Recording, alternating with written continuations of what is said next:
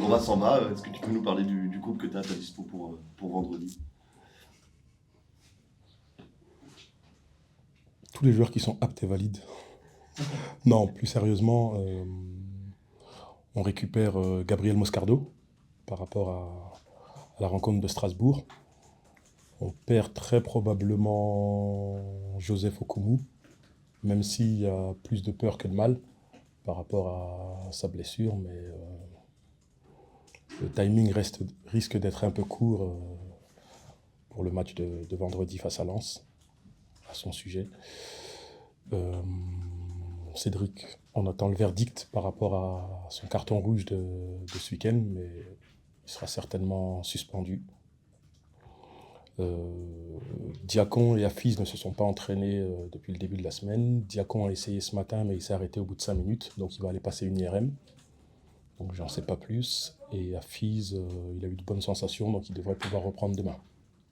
Et Mamadou, c'est la même blessure qu'il avait. Ouais, c'est la cheville. Je sais pas. Et Joseph, le verdict, c'est sa durée d'indisponibilité. Donc finalement, on a compris qu'on Je pourrait le revoir quand même. Je la connais pas, la durée d'indisponibilité. Je sais juste que ce qu'on craignait en termes de blessure, c'est-à-dire une fracture, ben, on est rassuré par rapport à ça. Non, pas de fracture à ma connaissance. Ça va t'obliger, même si, comme tu dis, il faut attendre la décision pour Cédric de rebâtir une charnière centrale pour le match du week-end. Comment on travaille ça dans un espace aussi réduit, avec un match dès le vendredi pour la journée? Comment ça se passe? Bah, on fait avec les joueurs qui sont disponibles ou les plus amènes à jouer à cette position-là. Quand on regarde l'effectif, bah, on a Malcolm qui est défenseur central. Pour le reste, on a des joueurs qui ont déjà évolué à cette position-là, mais qui n'est pas leur position naturelle. On a déjà utilisé Valentin, on a déjà utilisé Mori, Abdul Koné a déjà joué à cette position-là. Sekine a déjà joué aussi au Japon, donc on va voir comment on va pouvoir constituer la meilleure défense possible. Sans trahir de secret tactique, parce qu'évidemment, tu ne vas pas nous donner le schéma que tu vas aligner vendredi, mais non. Est-ce que par exemple, dans les options, quand on retravaille comme ça une charnière presque de zéro finalement, on s'ouvre aussi, quand on prépare ça, à changer de schéma, à peut-être ajuster à ce niveau-là? Oui, bien sûr. À partir du moment où on a deux éléments forts de notre défense qui sont probablement absents, on doit faire en sorte de trouver le meilleur équilibre, et ça passe aussi par une réorganisation au niveau tactique. Et forcément une réorganisation au milieu, parce que l'idée, si ce ne sont pas des joueurs à leur poste comme Malcolm, on se souvient que Valentin, par exemple, avait fait une prestation correcte au Parc, il me semble.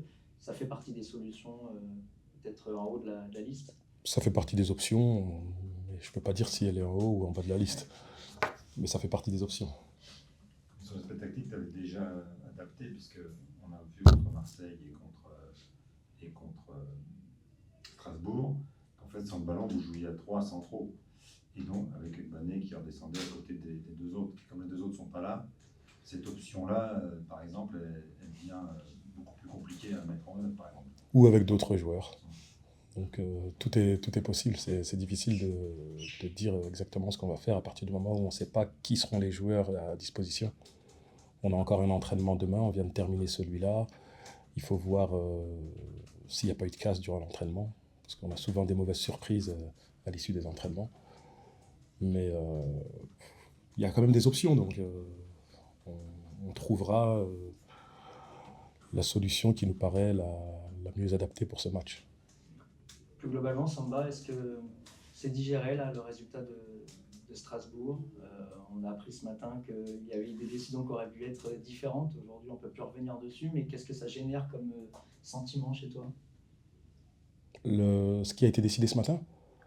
Notamment sur Ce matin, ils ont dit le pénalty qu'aurait dû être sifflé finalement. Qui aura lié à voir. À On va parler du premier. À deuxième, voir la vidéo. Marco sur le. Ok, bah, pas de chance pour nous. Mais on ne peut plus rien faire par rapport à ça. Donc on a deux solutions, soit se lamenter et se dire qu'il y a une injustice, parce que c'est pas dit qu'on aurait marqué le pénalty aussi. Moi je pars du principe qu'on aurait dû faire les choses sur le terrain quand on en avait la possibilité. On avait 90 minutes pour marquer un but. Le pénalty hypothétique de la dernière minute Il n'existe pas à partir du moment où l'arbitre a pris une décision. Il s'avère qu'elle n'était pas bonne, que c'était pas la bonne décision, mais ça change rien pour nous. On a 0 point et on aurait souhaité, on a des besoins de points, donc il va falloir aller en chercher. Mais ça génère quand même de la frustration dans le groupe, ça c'est ta réaction, mais peut-être que les joueurs réagissent aussi un peu différemment. Est-ce qu'il faut canaliser aussi éventuellement cette frustration? Ah oui, les joueurs sont touchés, ce sont les premiers mots que j'ai dû employer quand on a fait le débriefing du match. Rester sur ça, ça va rien nous apporter. Cette séquence-là, elle a de lourdes conséquences pour nous, puisque on va perdre des joueurs. Parce que Cédric, il sortira pas indemne de cela, et ça pose problème. Notre effectif n'est pas hyper fourni, et je me plains pas en disant ça. C'est juste que chaque joueur qu'on peut avoir, c'est une solution supplémentaire pour essayer de nous sortir de notre situation difficile. Est-ce que cette frustration, finalement, pour rebondir là-dessus, elle doit aussi être un élément, un levier de motivation, quelque chose qui doit encore plus souder le groupe vers son objectif commun? T'espères que ça peut avoir cet effet-là, en tout cas?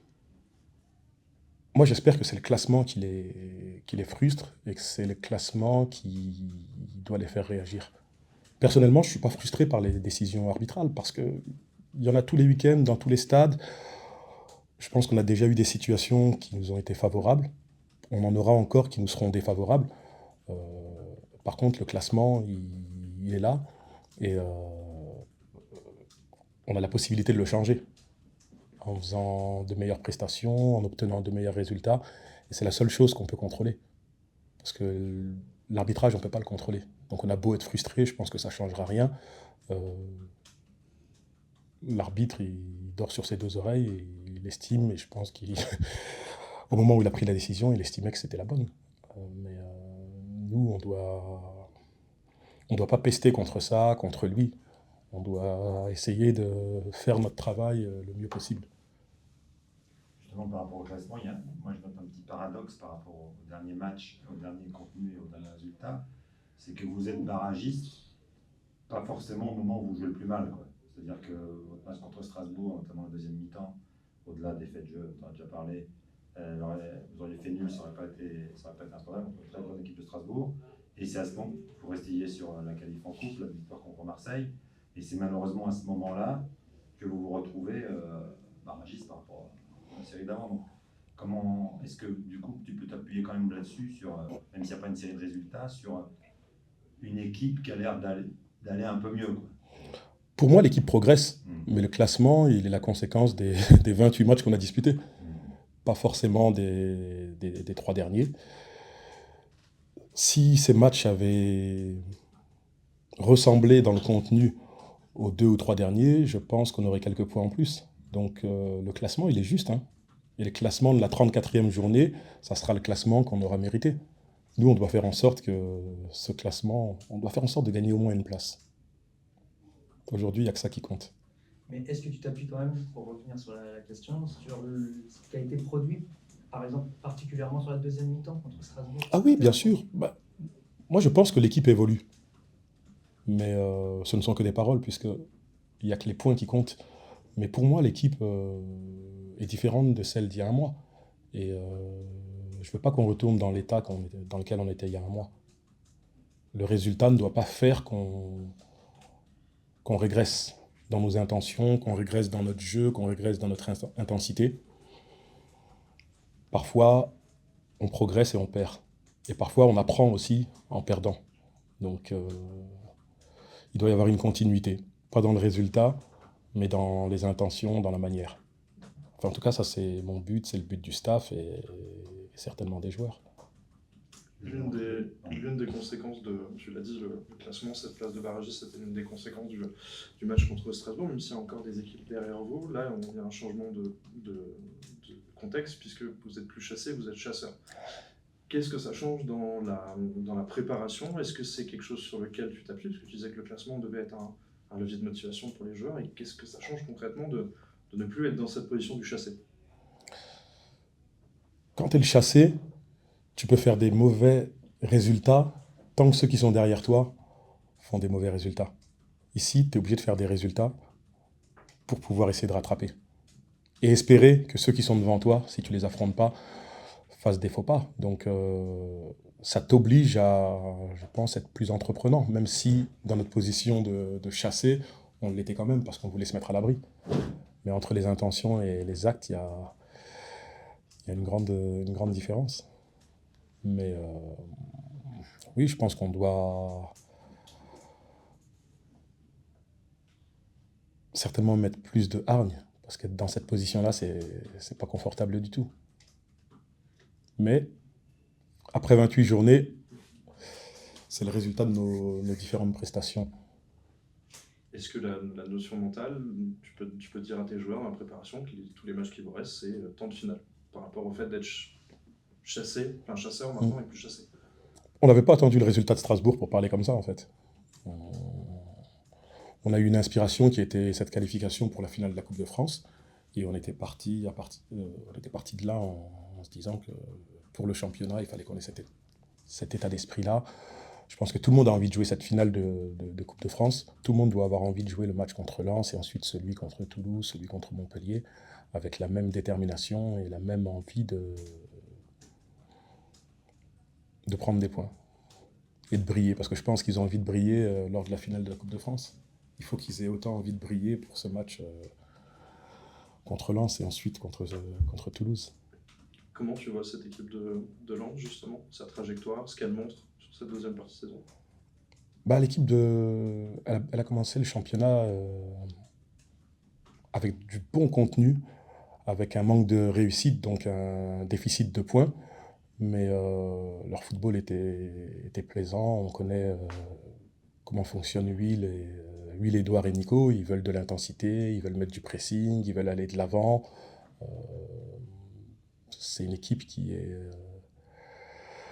en manque de réussite, mais qui a aussi été amputée de nombreux joueurs.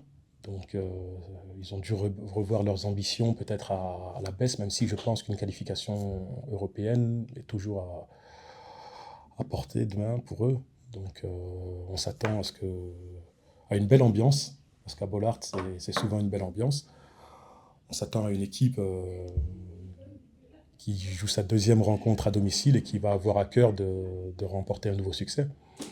Donc à nous de les embêter le plus possible et de créer la surprise. Le fait que tu connaisses le staff en face, selon toi, c'est un avantage ou alors c'est un risque de se faire un peu piéger ou surprendre? Je pense pas qu'il y ait de piège, parce qu'on a beau connaître les gens, on n'est pas avec eux au quotidien, on ne sait pas forcément dans quelle direction ils vont, même si on analyse. Être surpris, peut-être, mais j'imagine qu'ils vont rester dans la continuité de ce qu'ils ont fait durant ces dernières rencontres. Donc, même si aujourd'hui on avait la compo d'équipe de Lens, même si on avait leur plan de match, ça ne voudrait pas dire qu'on aurait un résultat positif.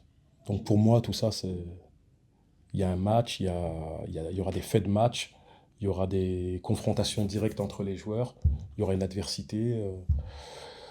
Ça sera à nous de gagner plus de duels que Lens, ça sera à nous de faire peut-être plus de courses qu'eux, ça sera à nous d'être plus efficaces qu'eux. Et je pense que dans le camp d'en face, ils se disent la même chose. D'où la nécessité aussi sans faire de lien avec la fin du match contre Strasbourg, mais la gestion des émotions. On t'en a parlé plusieurs fois ces dernières semaines dans cette quête de maintien, mais là aussi, sur ce match-là précisément, ça va être important. Vous nous en avez parlé beaucoup trop souvent. Ça veut dire qu'on ne maîtrise pas nos émotions. On a de nombreux cartons rouges, pas forcément sur des faits de jeu, mais voilà, ici, je pense que pour avoir discuté avec Cédric, il y va juste avec l'intention de séparer. Il fait partie des plus anciens. Il y va surtout pour faire en sorte que les plus jeunes ne se fassent pas piéger. Et malheureusement, il est imposant. Il a peut-être, au vu des arbitres, eu un geste ou un mouvement pour écarter qu'il n'aurait pas dû avoir. Et il est sanctionné. C'est dommage, mais ça fait encore partie du jeu et de l'apprentissage. Et c'est pour ça qu'à la fin du match, je voulais vraiment pas qu'on se dirige vers l'arbitre. Parce qu'on aurait pu peut-être dire des choses qui nous auraient pénalisés. On est déjà assez comme ça. Donc tu insistes beaucoup là-dessus, sur le fait de faites attention. Tiens, parce que plus la fin apparaît, plus ça va être tendu et plus on risque d'avoir des trucs comme ça. Parce que, donc ça va insister de plus en plus sur. Oui, ça fait partie de mon travail d'insister sur ces faits-là, parce qu'on a... C'est déjà difficile à 11 contre 11. Quand on se met des handicaps en jouant à 10, c'est un problème. Quand on a des joueurs suspendus, c'est un problème parce qu'on a moins de choix. Donc, au-delà de parler du jeu, au-delà de s'entraîner, de parler de la tactique, il y a une dimension mentale qui est importante. On a des joueurs qui, maintenant, je pense, sont vraiment conscients de la situation et qu'ils le vivent mal. Mais le vivre mal, ça ne veut pas dire perdre les pédales. C'est quoi ta relation avec les frères Steele? Tu les connais bien? Est-ce que vous prenez des nouvelles, notamment avec Will? Est-ce que vous êtes amis? Enfin, comment ça se passe? On est comme des frères pour moi. J'ai travaillé avec Edouard, j'ai travaillé avec Will, j'ai travaillé avec Nico. J'ai toujours dit que même s'ils avaient des sœurs dans le foot, je suis sûr que j'aurais travaillé avec. Enfin, je connais aussi... je connais bien la famille, donc forcément, on est très proches. On se donne des nouvelles assez régulièrement, surtout en ce moment, vu ce que Will traverse comme période. Mais on défend chacun des couleurs et pendant 90 minutes, on sera adversaire. Mais c'est pas pour autant voilà, qu'il n'y a pas une amitié forte et peut-être même plus que ça. Parmi les bonnes nouvelles dans ce contexte très compliqué, il y a le retour de Jordan Siebatcheux qui va te succéder, si je ne dis pas de bêtises, après. Il est rentré une dizaine de minutes en fin de match contre Strasbourg. Voilà, lui, il peut jouer. On a parlé de l'autre jour du rôle important qu'il jouait déjà en dehors du terrain sans jouer. Maintenant, tu vas attendre de lui sur le terrain. C'est très important ce retour. Le danger, ça serait d'attendre beaucoup trop de lui. Il a été absent longtemps. Donc on va y aller crescendo. Mais c'est clair que le rôle qu'il a en dehors du terrain, il n'a pas changé. Il est important. La chance qu'on a, c'est que maintenant, il va être de plus en plus proche de nous, de plus en plus proche des joueurs. Il va avoir un rôle encore plus important. On attend forcément qu'il ait aussi un rôle important sur le terrain. Mais ça va pas venir comme ça du jour au lendemain. Il a été blessé longtemps. Et il se doit de retrouver des sensations, même si on aimerait que ce soit le plus rapidement possible. Là, tu penses qu'il a eu quelle autonomie à peu près? Ça, faut que je vois dans la notice parce que je sais pas.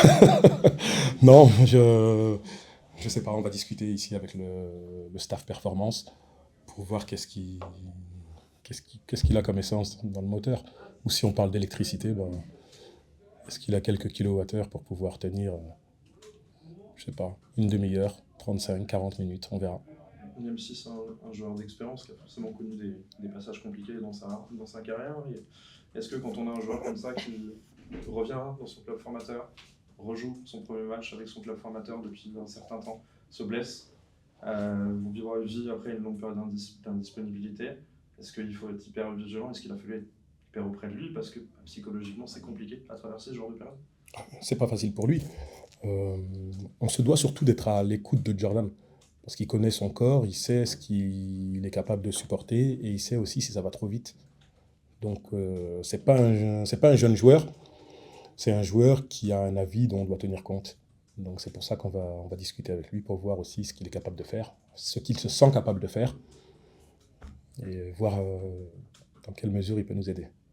Est-ce que tu peux nous parler rapidement de Junia, parce qu'on a retrouvé un Junia Ito percutant, important en tout cas dans les phases offensives du Stade de Reims, et même défensives. Est-ce que toi, à l'entraînement, tu as vu ces dernières semaines une évolution dans son travail, dans son évolution, dans sa mentalité?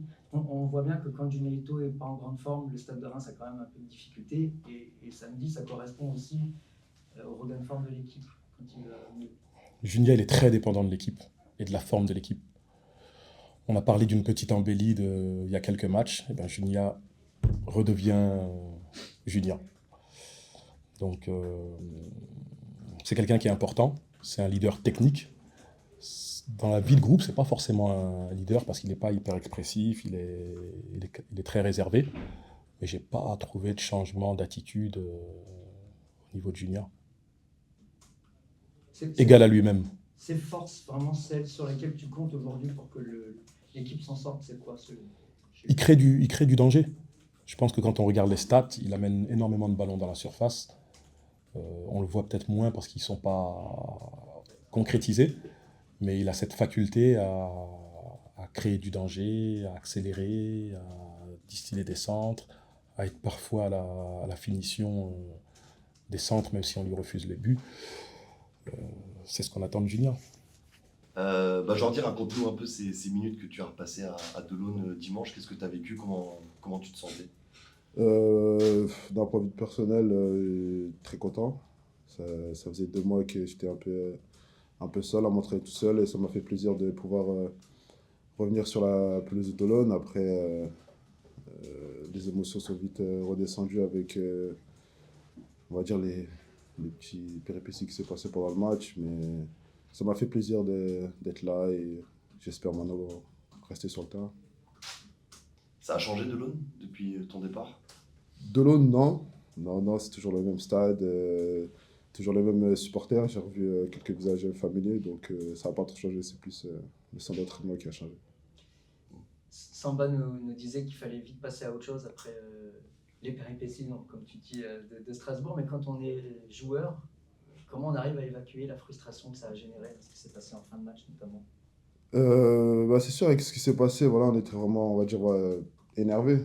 Ça, c'est sûr et certain, parce que on a vraiment 2 situations qu'on a vraiment à travers la gorge. Et surtout quand on n'a pas d'explication et que on se sent un peu marcher dessus, donc ça fait mal. Mais bon, après, voilà, dans une situation, on n'a pas le temps de rester sur ce genre on va dire, genre d'erreur. On est dans une situation assez, voilà, dangereuse et on doit déjà être concentré pour le match de Lens et essayer comme voilà, le président ou même Samba l'a déjà dit, ce sera à nous maintenant de gagner le match. On va faire en sorte de faire un peu plus, de faire ce qu'on fait bien là sur les dernières semaines, d'être vraiment focus dès la première minute et de gagner ce match par nous-mêmes.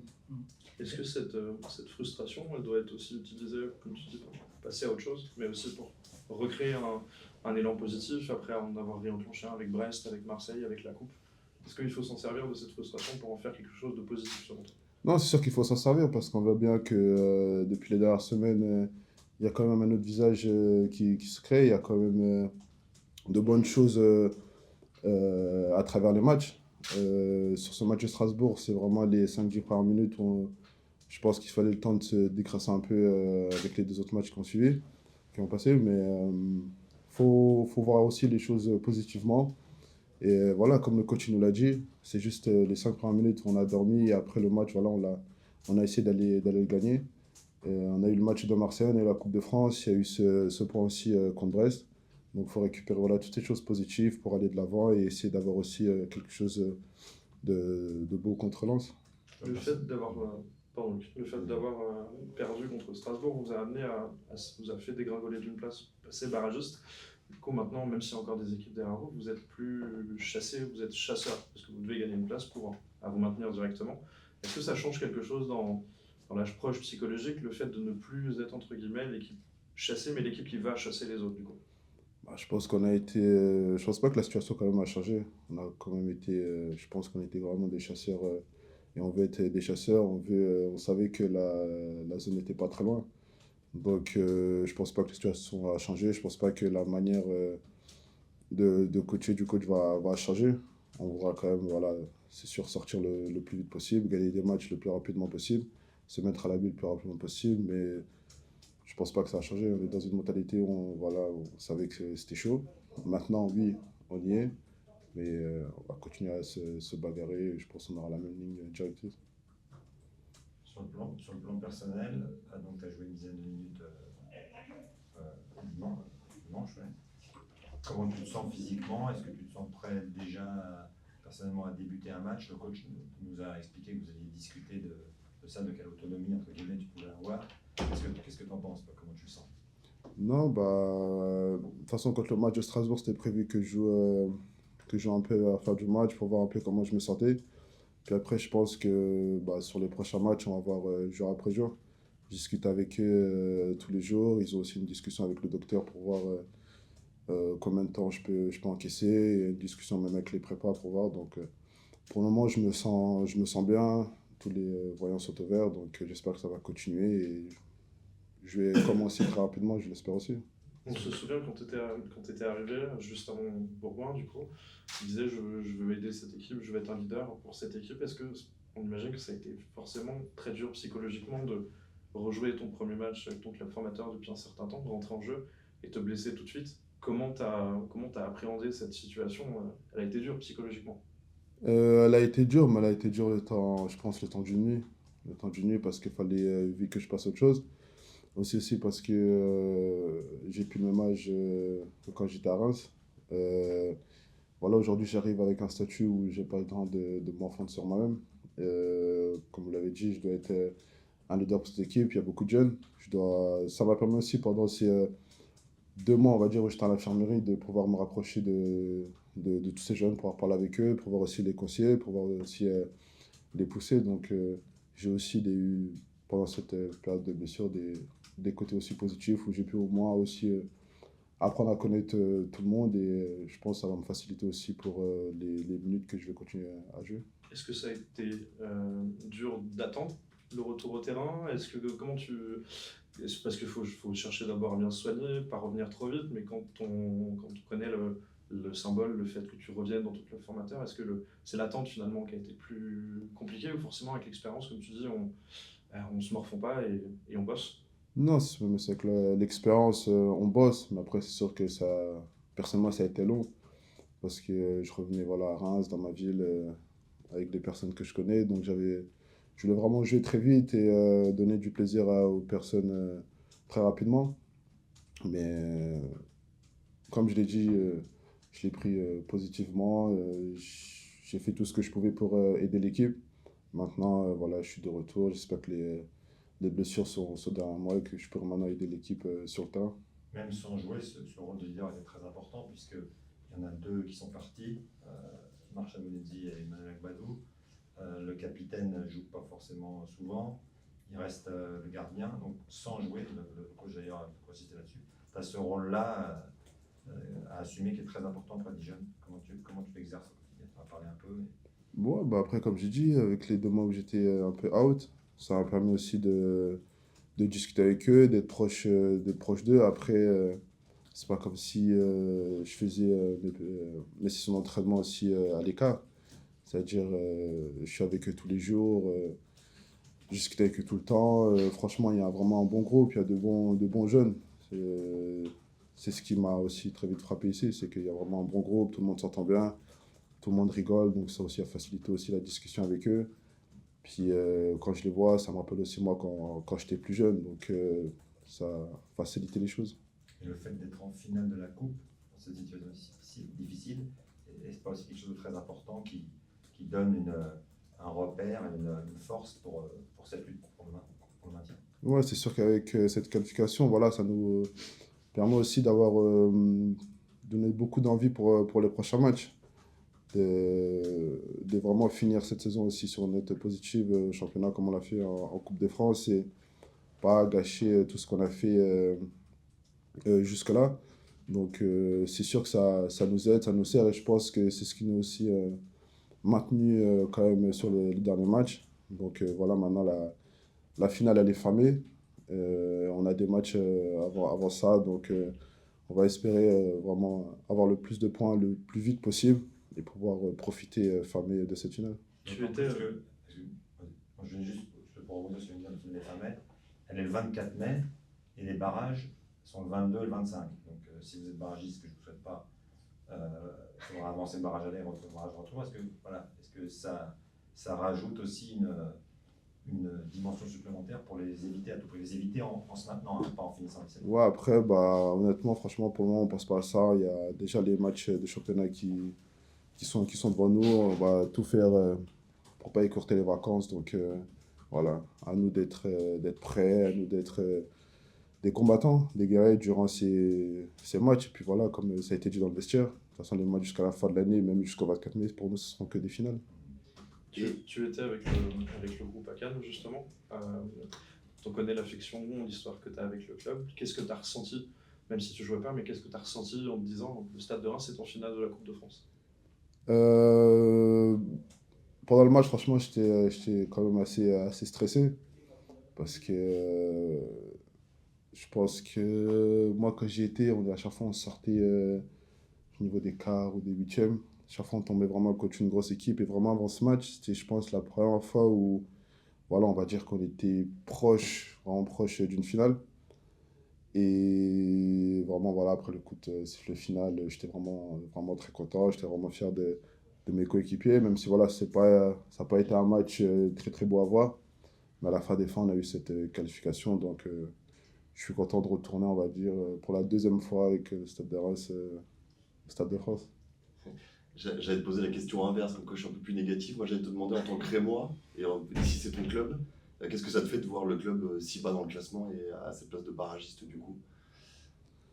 C'est sûr que j'aurais préféré voir le club un peu plus haut. C'est sûr que en arrivant ici, j'aurais voulu voilà, voir des sourires, on va dire, vraiment tous les jours, rentrer dans ce stade et vraiment prendre du plaisir chaque minute. Mais maintenant, voilà, c'est le football. C'est aussi des situations qu'il faut savoir saisir et on doit passer par là. Je pense que, comme je l'ai dit voilà, aux jeunes, il y a des saisons qui vont être comme ça, qui vont permettre aussi de grandir, d'apprendre. Et c'est dans ces moments-là on voit vraiment les vrais hommes. Donc maintenant, c'est à nous de le montrer sur le terrain. Pour revenir sur des dimensions plus positives, du coup, toi qui es un joueur offensif, on sait que ça joue beaucoup à la confiance. Est-ce que tu as ressenti un avant et un après Marseille, là où vous avez retrouvé finalement le chemin des filets? Est-ce que ça vous a permis de retrouver des certitudes en disant on est capable d'aller chercher les filets, quoi? Après, pour moi, j'ai pas vu un changement parce que je regardais les entraînements. Il y a de la qualité, ça marque, on prend vraiment beaucoup de plaisir. C'était vraiment après, voilà, retrouver ce petit truc pendant les matchs. Pendant les matchs et marquer ces 3 buts contre Marseille, ça a été juste le fruit d'un long travail. C'était juste voilà, retrouver cette confiance maintenant sur le terrain. Tout ce qu'on peut dégager, tout ce qu'on peut montrer, tout ce qu'on peut faire à l'entraînement, le retrouver maintenant sur le terrain. Et j'espère que voilà, cette petite vague positive qu'on est en train de mener, on va essayer de la pousser le plus loin possible. Il n'y a pas eu de soulagement à l'idée de se dire enfin on arrive à convertir ce qu'on peut produire à l'entraînement quand même? Si, c'est sûr. C'est sûr que ça a fait du bien. On l'a vu à la fin du match. Je pense que vous avez pu voir aussi les vidéos sur les réseaux sociaux. C'est sûr que ça fait du bien. Et ça donne un peu de confiance. Et voilà, il faut juste voilà, croire en nous et continuer à pousser. Il y a un élément qui va être fondamental sur la fin de saison, surtout les derniers matchs, c'est ce qu'on appelle la gestion des émotions. On a vu là, à la fin du match, il y a eu cette échauffourée, ça a coûté encore une expulsion. Le coach a beaucoup insisté là-dessus, sur le fait qu'il faut faire très attention à cette maîtrise-là.